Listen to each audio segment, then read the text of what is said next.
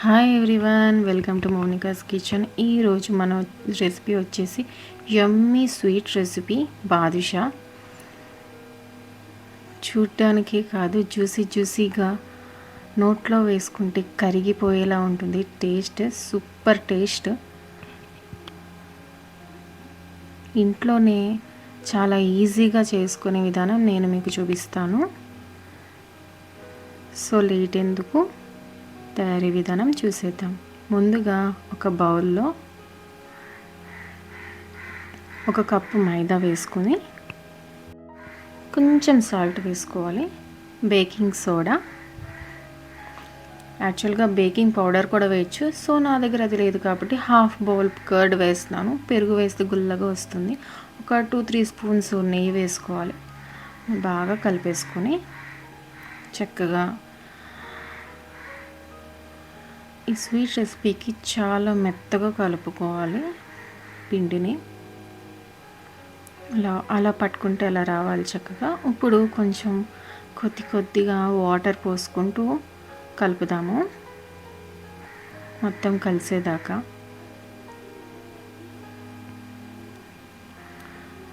అలా చక్కగా కలిపేసుకున్నాం కదా, అలాగా మొత్తం మళ్ళీ అలా కలిపేసుకుంది.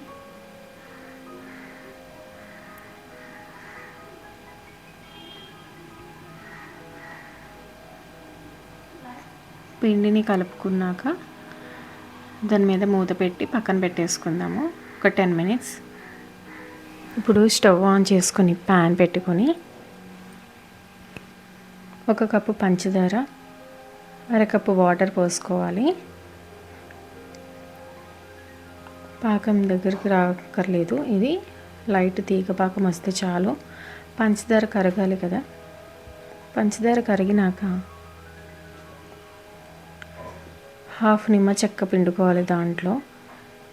నిమ్మకాయ ఎందుకంటే చల్లారినాక పాకం దగ్గరికి రాకుండా ఉండడానికి, జ్యూసీగా. ఫ్లేవర్ కోసం ఇలాచీ పౌడర్ వేసుకోవాలి.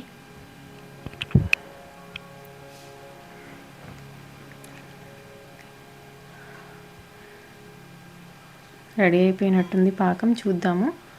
స్టిక్కీగా అలా రెడీ అయిపోయింది పాకం. సో స్టవ్ ఆఫ్ చేసి మూత పెట్టి పక్కన పెట్టేసుకుందాము.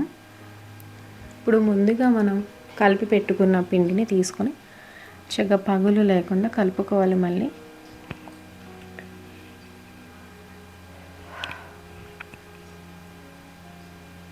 అలా కలుపుకోవాలి. చక్కగా అలా చేసుకొని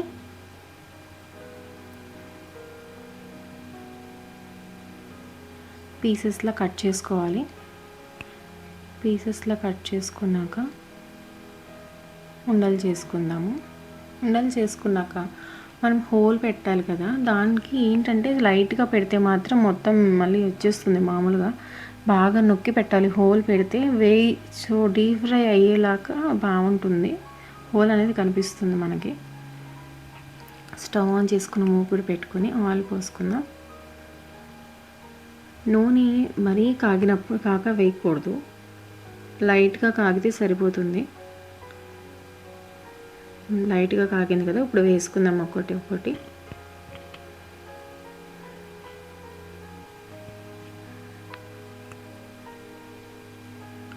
బాగా హై ఫ్లేమ్లో పెడితే అవి పైన వేగుతాయి, లోపల మాత్రం అలాగే పచ్చిగా ఉంటుంది. కాబట్టి మీడియంలో పెట్టుకొని వేయించుకోవాలి.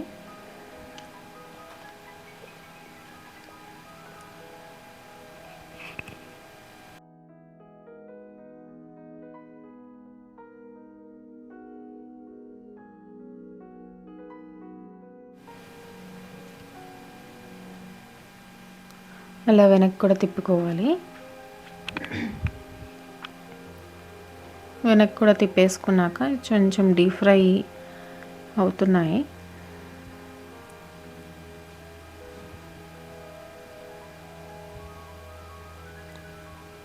సో డీప్ ఫ్రై అయిపోయినాయి, చక్కగా వేగాయి కదా.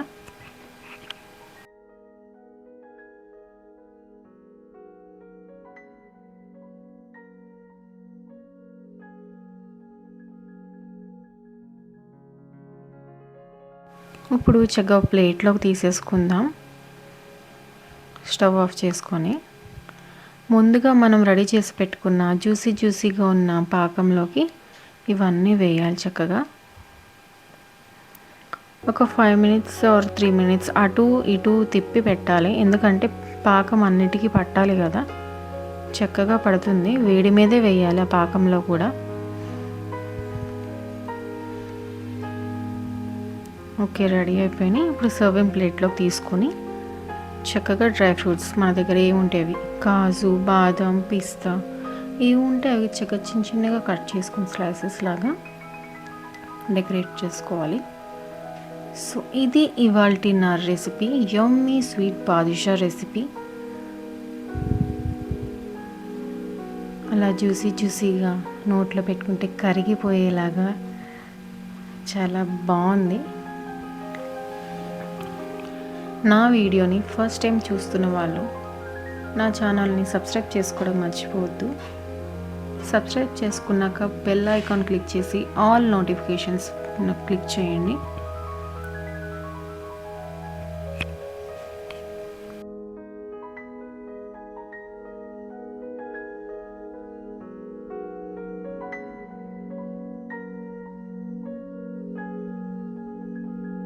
ఇలాంటి మరి ఎన్నో మంచి రెసిపీస్ మీ ముందుకు తీసుకొస్తాను. ఇంకా thank you for supporting me.